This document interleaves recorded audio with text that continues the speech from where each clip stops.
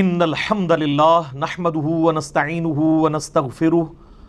ونعوذ باللہ من شرور انفسنا ومن سیئات اعمالنا من يهده اللہ فلا مضل له ومن يضلل فلا هادی له واشهد ان لا الہ الا اللہ وحدہ لا شریک له واشهد ان محمدا عبدہ ورسولہ اما بعد فإن خير الحديث كتاب الله وخير الهدي هدي محمد صلى الله عليه وآله وسلم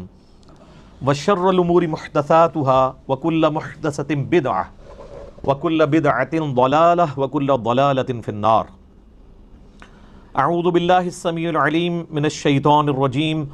من همزه ونفخه ونفثه. بسم الله الرحمن الرحيم. رب اشرح لي صدري ويسر لي امري واحلل عقدة من لساني يفقهوا قولي. بسم الله الرحمن الرحيم. ان الله وملائكته يصلون على النبي يا ايها الذين آمنوا صلوا عليه وسلموا تسليما. اللهم صل على محمد وعلى آل محمد كما صليت على إبراهيم وعلى آل إبراهيم إنك حميد مجيد. اللهم بارك على محمد وعلى آل محمد كما باركت على إبراهيم وعلى آل إبراهيم إنك حميد مجيد. اللهم ربنا آتنا في الدنيا حسنة وفي الآخرة حسنة وقنا عذاب النار. لا إله إلا أنت سبحانك إني كنت من الظالمين. حسبنا الله ونعم الوكيل. يا حي يا قيوم برحمتك أستغيث ولا حول ولا قوة إلا بالله العلي العظيم. ربنا آتنا من لدنك رحمة وهيئ لنا من أمرنا رشدا. آمین. میرے بھائیو، الحمدللہ آج 20 اکتوبر 2019 کو سنڈے کے دن بمطابق 20 صفر المظفر 1441 ہجری ہم انشاءاللہ تعالی اپنا نیا سلسلہ قرآن حکیم کی قرآن کلاسز کا شروع کرنے جا رہے ہیں، اور اس کا انشاءاللہ آج پہلا لیکچر انٹروڈکشن سے ریلیٹڈ ہوگا قرآن حکیم کے تعارف پہ. اور اس سیریل کا نام ہم نے رکھا ہے قرآن آسان ترجمہ اور تفسیر، یعنی آسان با محاورہ ترجمہ اور تفسیر قرآن حکیم کی آیات سے اور صحیح الاسناد احادیث کی روشنی میں انشاءاللہ تعالی. اور کوشش یہی ہے کہ اس نئے سلسلے میں ٹو دی پوائنٹ ڈسکشن کی جائے، کیونکہ آپ کو پتہ ہے کہ پچھلا جو ہمارا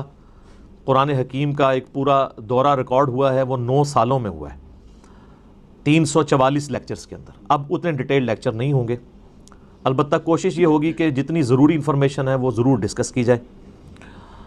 آج کی ہماری اس سلسلے کی پہلی کلاس ہے، اور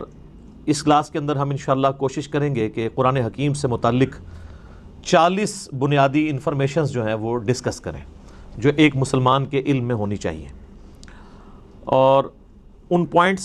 کے کانٹیکسٹ میں جتنی ضروری گفتگو ہوگی وہ میں کروں گا، ورنہ تو یہ 40 پوائنٹس کے اوپر 40 گھنٹے بھی گفتگو ہو سکتی ہے، لیکن اس گفتگو کی ضرورت نہیں ہے. یہ مسلمانوں کے اجماعی عقیدے ہیں، کوئی اس میں دوسری رائے نہیں ہے، اور جتنی انفارمیشن ریکوائرڈ ہے وہ انشاءاللہ میں ڈسکس کروں گا. اللہ کا نام لے کے شروع کرتے ہیں میرے بھائیو. علمی پوائنٹ نمبر 1 وہ یہ ہے کہ ہم مسلمانوں کا یہ بنیادی عقیدہ ہے کہ یہ جو قرآن حکیم ہے یہ اللہ تبارک و تعالی کی کتاب بھی ہے اور اللہ کا کلام بھی ہے. باقی جتنے بھی اس سے پہلے صحائف نازل ہوئے یا کتابیں، ان کے بارے میں کلیم ہے کہ وہ اللہ کی کتابیں ہیں، لیکن یہ وہ کتاب ہے جو صرف کتاب یا سلیبس نہیں ہے بلکہ اللہ تعالیٰ کا کلام ہے. اور اس کا ثبوت قرآن حکیم میں سورہ التوبہ کی سٹارٹ میں ہی آتا ہے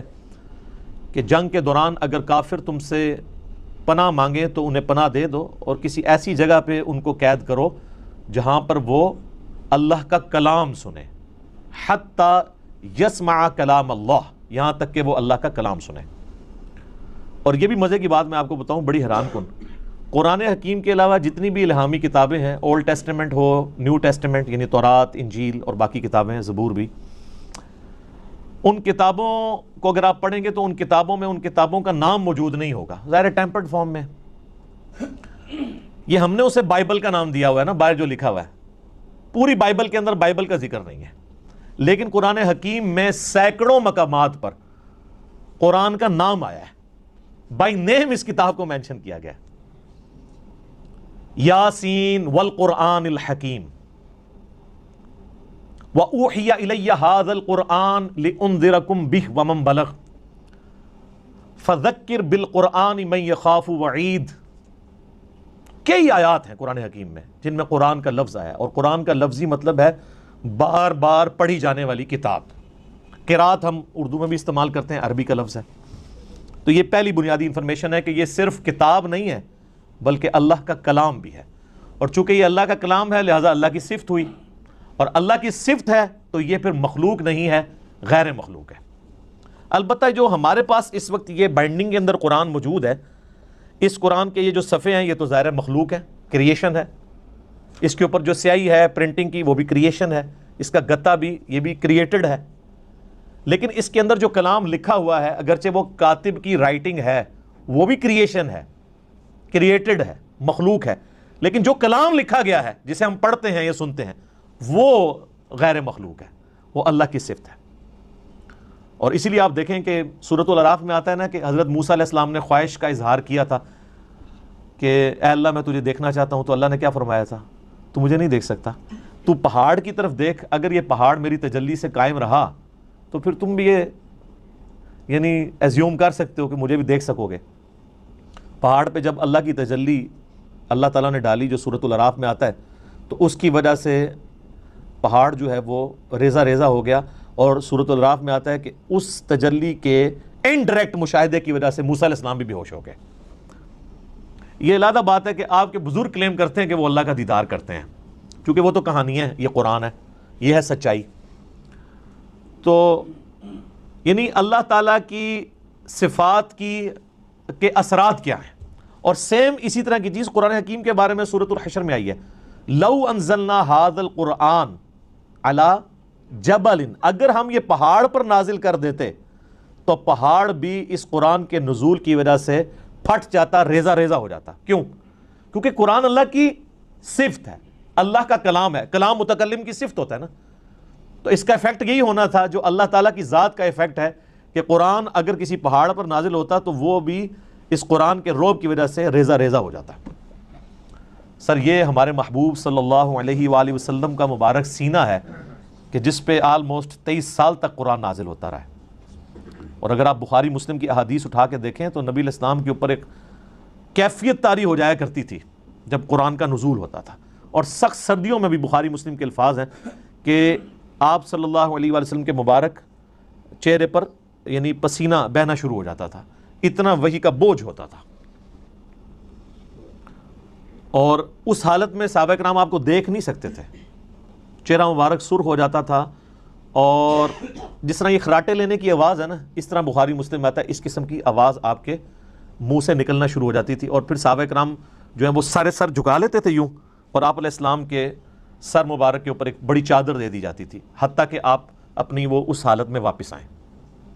یعنی آپ صلی اللہ علیہ وآلہ وسلم پر یہ حالت طاری ہوا کرتی تھی۔ اب یہ علمی پوائنٹ نمبر 1 ہوا ہے جی، ابھی میں اس پہ اور بھی بول سکتا ہوں، لیکن میں جو فی البدی چونکہ میں نے گفتگو کرنی ہوتی ہے رٹی رٹائی نہیں ہوتی، پوائنٹس میں نے صرف لکھے ہیں کہ مجھے یاد رہے کہ کوئی پوائنٹ سکپ نہ ہو، ادروائز اگر میں ایک ایک پوائنٹ کے اوپر نوٹس بناؤں نا تو پھر یہ 40 لیکچرز میں صرف قرآن کا تعارف ہی ختم ہو، لیکن وہ پھر آپ انٹرسٹ لوز کر جائیں گے۔ بس اتنی بات کی جائے جو آپ کے انٹرسٹ کی چیز ہے، جس میں آپ کا پریویس نالج بھی انوالو ہو، کچھ نئی بات بھی آپ کی انفارمیشن میں آ جائے۔ علمی پوائنٹ نمبر 2، ہم مسلمانوں کا یہ اجماعی عقیدہ ہے کہ قرآن حکیم اللہ تعالیٰ نے اپنے آخری پیغمبر سیدنا و مولانا امام اعظم محمد رسول اللہ صلی اللہ علیہ وآلہ وسلم پر نازل فرمایا ہے، یعنی یہ قرآن حکیم سلیبس کی فارم میں نبی علیہ السلام کے ہینڈ اوور نہیں کیا گیا، بلکہ آپ پر یہ نازل ہوا ہے آپ کے سینہ مبارک کے اوپر، اور اس قرآن کی اتھینٹسٹی آپ صلی اللہ علیہ وآلہ وسلم کی مبارک زبان ہے، اسی لیے آپ کے کریکٹر کو منوایا گیا ہے۔ سورہ یونس کے سٹارٹ میں بھی آیت نمبر 15-16 میں آتا ہے نا کہ اے نبی علیہ السلام ان سے فرماؤ میں اتنا عرصہ تم میں رہا ہوں، کیا تم نے اس سے پہلے کوئی ایسی بات مجھ سے سنی ہے؟ یعنی میں صادق اور امین ہوں، میں نے کبھی دعوی نبوت نہیں کیا اس سے پہلے، نہ کوئی یعنی میری کوئی ایسی خواہش تم نے کبھی آبزرو کی ہو، تو اچانک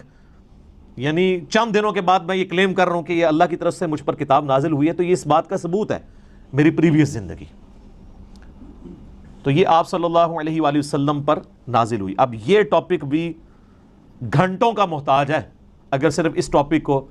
ایڈریس کیا جائے کہ نبی علیہ السلام پر یہ قرآن نازل ہوا، اس قرآن کی اتھینٹسٹی کے حوالے سے.